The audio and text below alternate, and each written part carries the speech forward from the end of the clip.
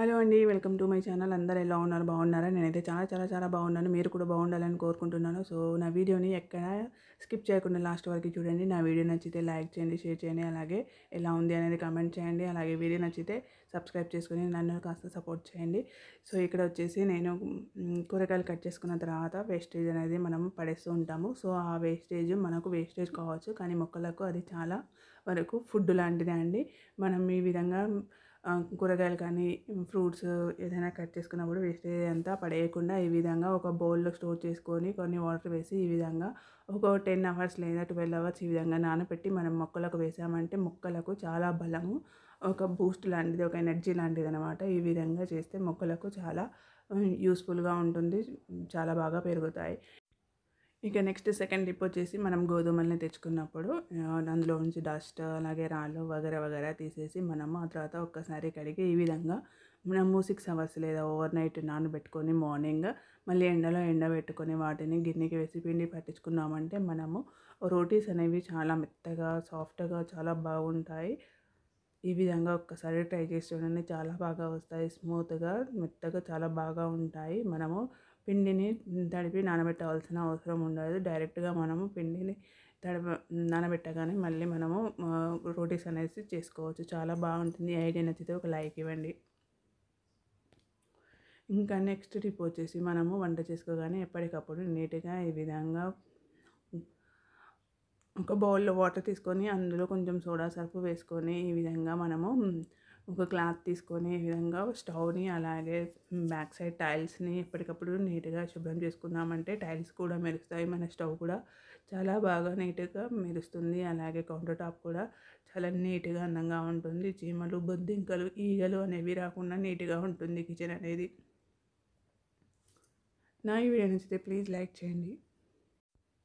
ఇక నెక్స్ట్ వచ్చేసి fourth tip. మనం ఎన్నో పనులు చేస్తూ ఉంటాము, కానీ అదొక్క చిన్న పని మాత్రం చేయము. మనము వంట కాగానే స్టవ్‌ని ఎలాగ క్లీన్ చేసుకుంటామో బ్యాక్ సైడ్ ఉన్న టైల్స్‌ని క్లీన్ చేసుకుంటాము. అదే చేత్తో ఇలా కాస్త మనకు కప్‌బోర్డ్స్‌ని క్లీన్ చేసుకుంటే అదో పని అయిపోతుంది. చాలా నీట్‌గా కూడా ఉంటుంది. కిచెన్ చూడడానికి బాగుంటుంది. ఎప్పటికప్పుడు నీట్‌గా ఒక్క 5 మినిట్స్ మనం కిచెన్‌కి కేటాయించామంటే కిచెన్ అనేది చాలా నీట్‌గా ఉంటుంది. బొద్దింకల బెడద ఉండదు. ఈగలు, దోమలు అనేవి ఏవి రాకుండా నీట్‌గా ఉంటుంది.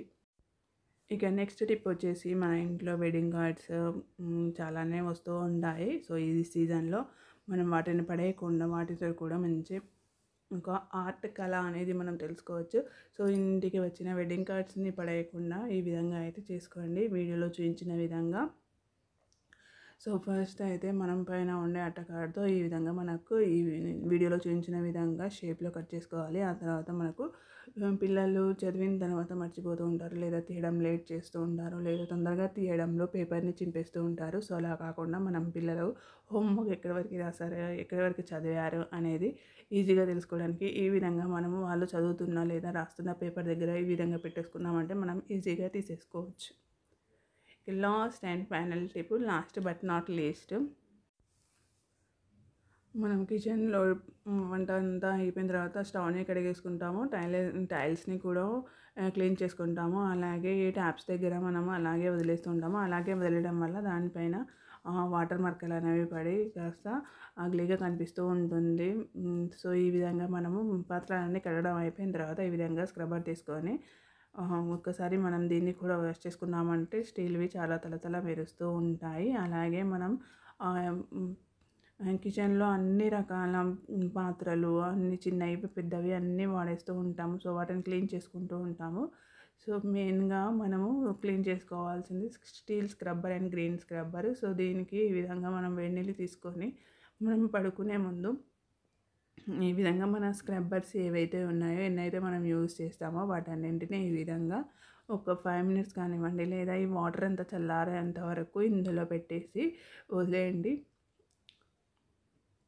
ఆ తర్వాత అందులో వదిలేసిన తర్వాత అందులో ఉన్న క్రిమికీటకాలన్నీ చనిపోతాయి. మనం మంచిగా తర్వాత నీళ్ళన్నీ చల్లారిన తర్వాత నీట్‌గా వాటిని వాష్ చేసుకొని డ్రై చేసుకోవచ్చు. వాటర్ అనేది చల్లారిన తర్వాత ఒక 2 లేదా 3 వాటర్లతోని ఈ విధంగా మనము స్క్రబ్బర్స్‌ని వాష్ చేసుకొని డ్రై చేసుకున్నామంటే స్క్రబ్బర్స్ నుంచి బ్యాడ్ స్మెల్ అనేది రాదు. అలాగే ఏమైనా డస్ట్ ఉన్నా పోతుంది. అలాగే క్రిములు ఏమైనా ఉంటే కూడా వెళ్ళిపోతాయి. నీట్గా ఉంటుంది స్క్రబ్బర్ అనేది. సో, ఈ విధంగా మనము 2 డేస్ 3 డేస్‌కి ఈ విధంగా చేసుకున్నామంటే చాలా నీట్‌గా ఉంటుంది. సో, ఇంతే ఫ్రెండ్స్ నా జబర్దస్త్ టిప్స్. మీకు నచ్చితే ప్లీజ్ లైక్ చేయండి, షేర్ చేయండి, అలాగే కామెంట్ చేయండి ఎలా ఉంది